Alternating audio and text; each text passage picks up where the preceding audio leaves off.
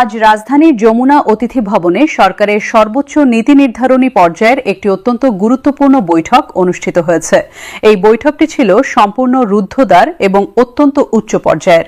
এই বৈঠকেই চূড়ান্তভাবে নবম জাতীয় পে স্কেল পাশ করা হয়েছে এবং সরকারি চাকুরিজীবীদের জীবনমান উন্নয়নে একাধিক গুরুত্বপূর্ণ সিদ্ধান্ত গৃহীত হয়েছে।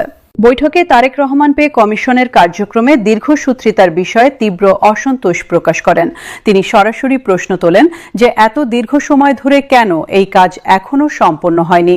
তারেক রহমান বলেন যে তিনি নিজেই পে কমিশন গঠন করেছিলেন এবং যাদেরকে এই গুরুত্বপূর্ণ দায়িত্ব অর্পণ করা হয়েছিল তাদের দক্ষতা ও অভিজ্ঞতার উপর আস্থা রেখে তিনি প্রত্যাশা করেছিলেন যে সর্বোচ্চ 2 থেকে 3 মাসের মধ্যে নবম পে স্কেল বাস্তবায়নের সমস্ত প্রক্রিয়া সম্পন্ন হবে।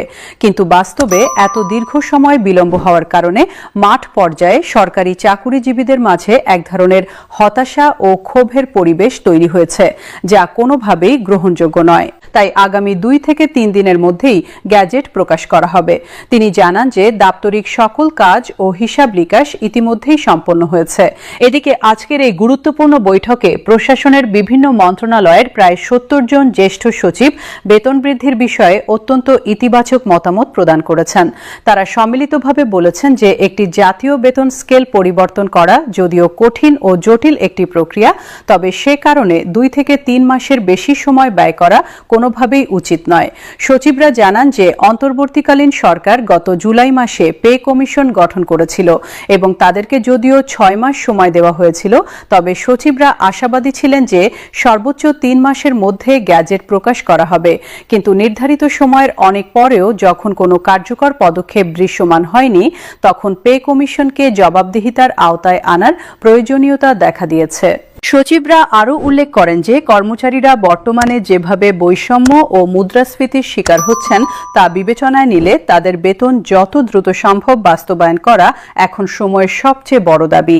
অর্থনৈতিকভাবে সরকারি কর্মচারীরা বিভিন্নভাবে ক্ষতিগ্রস্ত হয়ে আছেন এবং অনেকেই ঋণের জালে জর্জরিত হয়ে পড়েছেন। এই পরিস্থিতিতে তাদের অর্থনৈতিক সক্ষমতা বৃদ্ধি করে নবম পে স্কেলের আওতায় সকল ধরনের সুযোগ সুবিধা নিশ্চিত করা প্রয়োজন, যাতে প্রশাসন সচল ও গতিশীল থাকে এবং কর্মচারীরা সর্বোচ্চ দক্ষতার সাথে দায়িত্ব পালন করতে পারেন। তারেক রহমান বৈঠকে সরকারি চাকুরিজীবীদের পক্ষ নিয়ে অত্যন্ত স্পষ্ট ভাষায় বার্তা দেন যে কর্মচারীদেরকে আর কোনোভাবেই অবহেলা করা যাবে না। তিনি পরিসংখ্যান তুলে ধরে বলেন যে বাংলাদেশের সরকারি চাকুরিজীবীদের মধ্যে 1/3 হচ্ছেন নিম্ন আয়ের কর্মচারী, যারা প্রতিদিনের সংসার চালাতে গিয়ে নানা কষ্টের মুখোমুখি হচ্ছেন।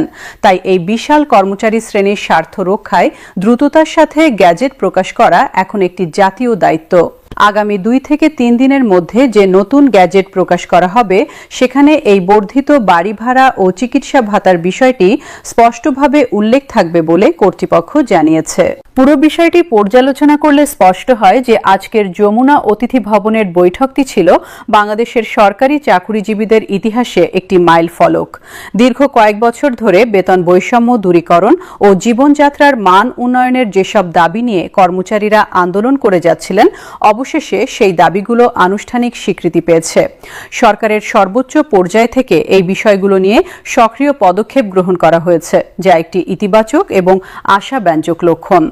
নবম জাতীয় পে স্কেল বাস্তবায়নের পাশাপাশি সিলেকশন গ্রেড ও টাইম স্কেল পুনর্বহাল, গ্রেড কাঠামোর পরিবর্তন এবং বাড়ি ভাড়া ও চিকিৎসা ভাতা বৃদ্ধির এই 3টি সিদ্ধান্ত একত্রে কার্যকর হলে দেশের 22 লক্ষ সরকারি চাকুরিজীবীর জীবনে একটি বাস্তব ও অনুভবযোগ্য পরিবর্তন আসবে বলে আশা করা যাচ্ছে।